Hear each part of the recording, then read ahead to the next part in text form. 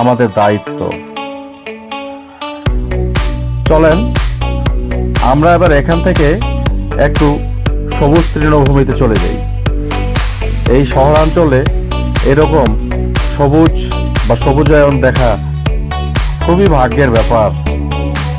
দেখেন কি সুন্দর এই সবুজ মাঠ।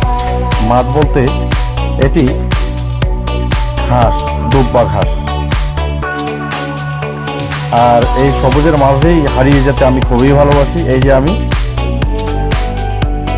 অনেক সুন্দর এই সবুজায়ন। সবুজ আমার অনেক ভালো লাগে, গাছপালা, প্রকৃতি, পাহাড় পর্বত, নদী নালা। মনে প্রশান্তি নিয়ে সবাইকে ভিডিওটি দেখার জন্য অসংখ্য ধন্যবাদ জানিয়ে শেষ করছি। আল্লাহ হাফেজ।